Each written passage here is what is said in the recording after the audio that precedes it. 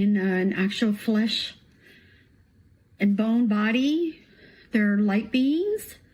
They seem to me to be plasma beings. I feel like I'm getting downloads that they're plasma beings, that they somehow carry consciousness. So my question to you, Bashar, is this true? Can this be happening to me? I see it in my backyard. I feel them, but nobody's listening to me. Is this really happening? Is this true? Can this be happening? Yes, but all you may be seeing are the apparitions of your spirit guides or soul family attempting to say hello. So you can allow yourself through meditative practices, maybe even yogic breathing, condition yourself to be able to perceive them a little bit more clearly. So we would suggest that for you. It will center you, it will raise your vibration, and therefore you may meet them halfway so that you can perceive them more clearly, because obviously they are attempting to help you do that, to help you on that journey with that ability. Hello, Bashar. Much love and gratitude to you. Thank you for having me. It is our passion and our pleasure. I have 2 questions for you. Yes. My first question, a few months ago, I had a dream I was in a house in the middle of a wheat field. Nothing around except the house. I remember going outside to the east side of the yard when I was approached by 2 beings. I couldn't make out their form or appearance. They escorted me to the west side and handed me a baby, then disappeared. As I held the baby up close, I realized that it was a synthetic life. It appeared semi-human, but it looked and felt synthetic. I remember looking at him and questioning how could this little being not have a soul. I recall touching its synthetic skin and it felt very soft. As I looked into its eyes, we began to communicate telepathically. I knew then that he was my son and felt profound love for him. I remember holding him tight against my heart, realizing that he did have a soul and that we are connected. The 2 beings then approached and said that the child needed to leave. Yes. I feared I would never see him again. You will. I remember crying as I held him close. I told the little one that I loved him very much, that I will always be his father and to never forget me, that we will always be connected through our hearts. Yes. I felt such a loss when the beings took him from my arms. I remember crying as they walked away. All right. It's only temporary. You will meet again. And that was one of my questions. And is he my child, and what type of life form is he? It's a hybrid child. It's just that the synthetic idea came across because you are not used to the vibration of the hybrids. But then you did get used to it and saw that the being, in fact, does have a soul. Yes, and I felt a profound connection with him. As I looked in the eyes, the more I looked into his eyes, the more the love grew. Yes. Now, part of the idea of perceiving it as synthetic is also because the hybrid beings and many extraterrestrials are also connected to what you would call AI intelligence. So you might have been picking up on that and understand that AI intelligence doesn't necessarily have a soul in the same way that you mean that word, but because of that connection, you may have picked up upon that quality. Nevertheless, you're dealing with a hybrid child, and you will meet again. Fantastic. I have one more question for you. Yes. There are some of us within our private contact group having encounters with a group of Pleiadians that call themselves the Plejarans, either in the dream state or through meditation. Yes, it's actually Plejarans. Plejarans. I recently had a dream that 3 triangular ships were passing overhead. Yes. Each craft appeared semi-physical, as though they were entering our physicality from another dimension. They are. This is the second time I've had a dream with these particular craft. In my dream, we try to photograph them with our cell phones, but none of us can do it. We keep dropping our phones and not able to focus on the ships. Then I'm instantly taken inside one of the craft. I recall seeing male and female beings dressed in blue uniforms. Then I'm back outside observing the ships as they pass over the horizon. Suddenly, I sense an attempt by one of the female beings trying to communicate with me. She seems to be using another being as a conduit to facilitate the connection. She tells me that she cannot communicate with me directly because we are at different frequencies.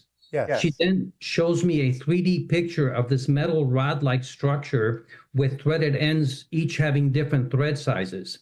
I remember trying to insert different screws to fit the ends without any success. I felt this to be symbolic of a type of conduit, and connecting the right screws would allow for a common ground for communication. Yes. And my questions are, did I make contact with the Plejarans? Is that how you pronounce it? Yes. Pleiadians, Plejarans, same difference. Plejarans, okay. And did I spend time inside their ship? And what's your take on the conduit? Yes. The conduit is a symbol of the idea of making an attempt to connect, but finding something that would act as a connector between your vibration and their vibration. And what So would it's that be? it's the way you interpreted it, but it's also part of their technology. And the screws symbolize Making the connection, finding the right way to make the connection. any suggestions on that, Bashar? Open your heart with unconditional love the next time you may have this kind of an encounter, and you will find the right connection. Fantastic. Thank you so much. I appreciate it. Much love and gratitude to you. And thank you again for having me. It is our passion and our pleasure, our unconditional love to you as well. Aveo. Thank you. Good day. Aveo. Good day. Thank you. Hello, dear Bashar.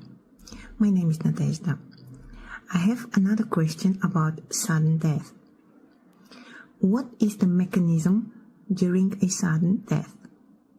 Does the person know it will leave the body? Is it aware? How is he convinced to leave suddenly his body? Or is the soul being put by somebody out? And by whom? When is it asked if it wants to cross over, before or after dying? Thank you very much. Aveo. Much love. Every soul determines its exit point. So at the time when the soul has determined that its life path has achieved what it needed to achieve in that life, that physical reality, it simply exits. No one is pulling it out. The soul itself is determining that it's done. Now, the exit point has a little bit of a window to it. In other words, it can be within a few years on either side of the actual exit point. So a soul could leave a little bit early or a little bit later, depending upon what it wishes to achieve or if there's unfinished business. But the idea is that every soul determines its exit point, and at that exit point, generally speaking, it will leave of its own accord. It will simply recall itself. It will wake up to the fact that its life path is done according to what it agreed to experience. Sort of like setting an alarm clock in your physical world. It will wake up when the alarm clock goes off. No one needs to pull it out. It simply transitions back into its soul awareness and is guided and met by its own soul family and its friends and councils and angels and spirit guides and what have you, as a timed meeting by agreement, according to what the soul set for itself by agreement. Now, the physical mind may not realize it's about to leave, but the soul knows when its time is up, according to what it initially agreed to experience. So, no real surprise there to the soul. To the physical mind, yes, it may seem surprising. But in a flash of a second, the soul will remember, oh, this is where I decided to exit. And here I am, back in my soul self perspective. Hello, Bashar. How are you? Perfect. And you?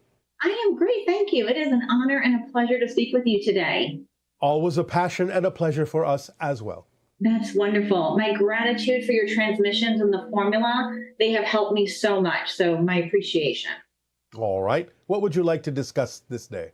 I would like to talk about time. You've Yes. mentioned that all time is here and now. However, we experience time in a linear fashion. Yes. Why is that? So that you can experience the process of change, the creation and discovery of new points of view, which cannot be experienced in a timeless state when you are aware of everything. So you create the forgetfulness that allows you to understand that you know everything and are connected to everything, so that you can play out the process of discovering a new perspective of yourself, because that is how creation expands, that is how the soul grows, because the structure of existence never changes, because everything is here and now. But the relationship to that structure, the experience of that structure, the perspective of that structure is what always constantly changes, which is what allows creation to expand. So you're playing your part in the expansion of creation by creating the experience of linear time so that you can discover something new from a new perspective through the process of discovery, through the process of change, rather than things simply being instantaneously there. Does that answer your question sufficiently? Let me ask a follow-up question. So Yes. from the process of change, is that from remembering our past and thinking about how we want to be right now in our present, and so that's bringing up change? Yes. By making the comparison that you have created in linear time with the idea of a progression from past through present to future, you give yourself the perspective necessary to experience a process of change. Okay, so In that process, you learn many different lessons that you otherwise wouldn't learn in the same way by being in instantaneous existence. okay, so one of our experiences with coming down into a physical body, or having the soul create a physical body for us, is for us to experience that. So if we wanted to experience time the way you do in our physical bodies, is that even possible?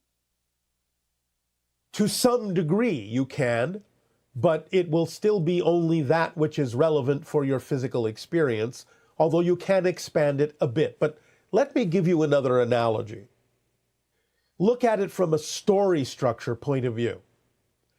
How would you feel about a story that you were eager to hear or to see if it began once upon a time and then suddenly said, and they lived happily ever after? You would go, well, what happened in the middle? Right. So, by having physical linear reality, you get to experience the process of getting to happily ever after from once upon a time. Otherwise, there's no story, there's no adventure, there's no lesson, there's no learning, there's no growing, there's no changing. Okay, that makes sense. So this might be related to it, but maybe different perspective. In a Yes. previous transmission, you were discussing 9 levels of consciousness, and you Yes. talked about how the Oversoul does not require a lot of space, and it experiences time in a multidimensional way. Yes, what we call simultaneous time. Now, in physical reality, you experience linear time. On the soul, individual soul level, you experience intermittent time, because you can experience either linear time or instantaneous time. But on the oversoul level, it's instantaneous, simultaneous time, where you have multiple experiences being experienced all at once. In the same way, again, by simplistic analogy, as if you were watching thousands of television screens and capable of understanding every single story being told on every single one of those screens all at once. That's the oversoul perspective. Okay. And then what did you mean by it doesn't need a lot of space? Well, the idea of collapsing time down to an instantaneous single moment is the same thing as your Einstein discovered, because space-time is one basic thing, just two different, shall we say, effects of the same idea. So collapsing the time collapses the space. No space is required because, again, space is also an illusion. It's a real experience that you can create, but it doesn't really exist in the way that you think of it as an actual place. Distance is an illusion. There's no distance between anything. Everything is here and now. Therefore, it's collapsing space as well as time, because that's the here component of the here and now. If now is collapsed, so is here. That makes sense. Okay. So speaking of the Oversoul, you described it as the hand and the fingers as the individual souls. Yes. Does each individual soul have multiple physical beings associated with it? Over the course of time, it can appear that way, and that's what you typically refer to from your linear perspective as reincarnation.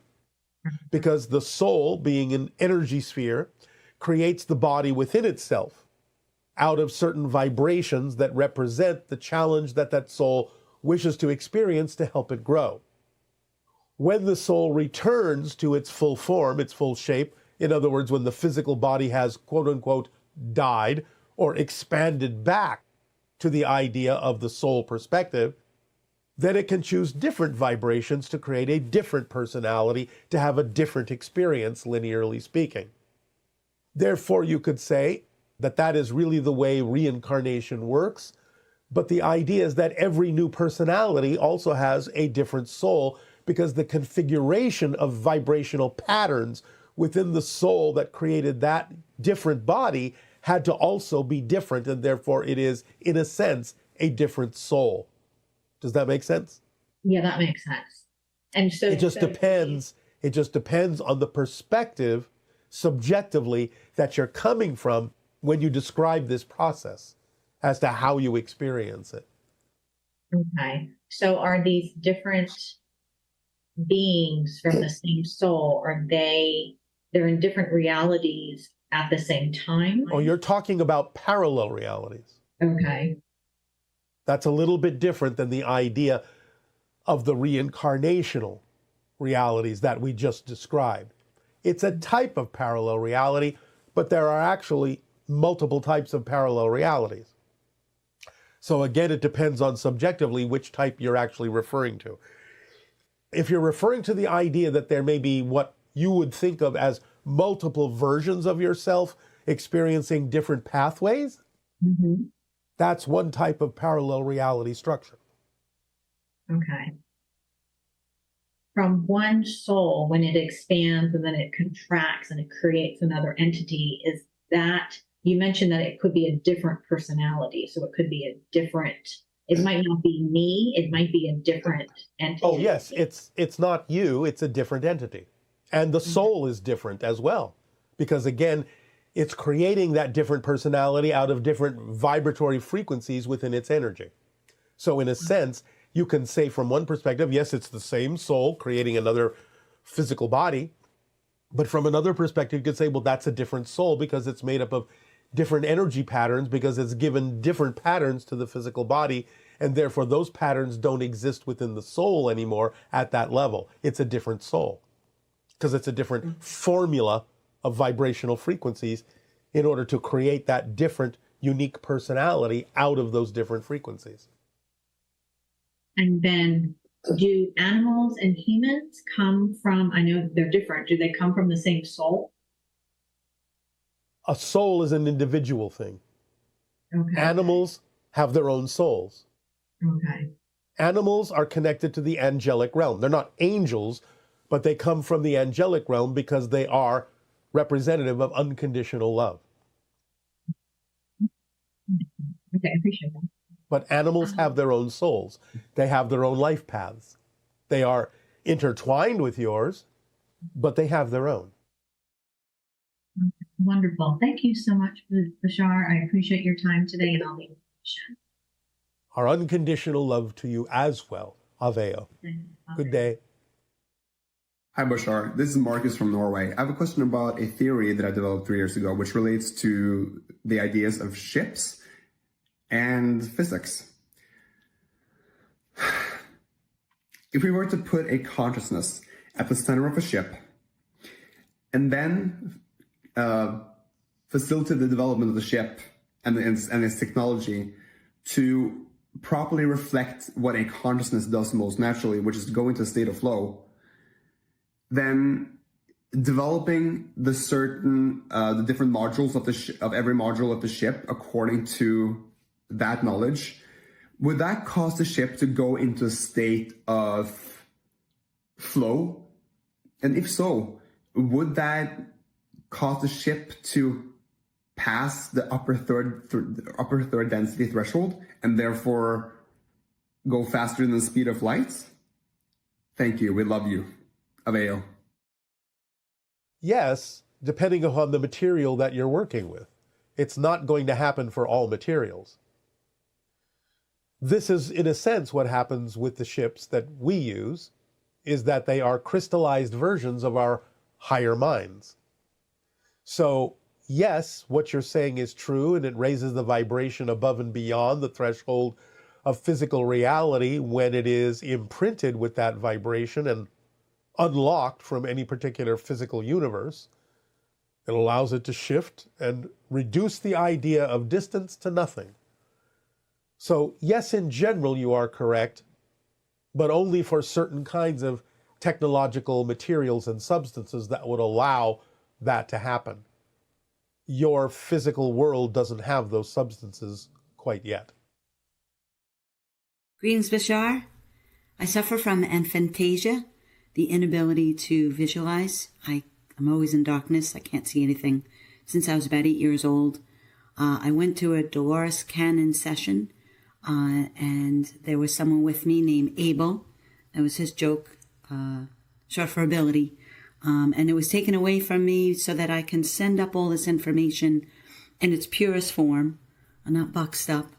But the problem is I'm sad about that because I can't picture anything, faces, people, places. Everything's new for me every day, and I embrace that. But my concern is that going to hinder me at all from reaching a higher frequency, a higher elevation? Because I want that. I need that.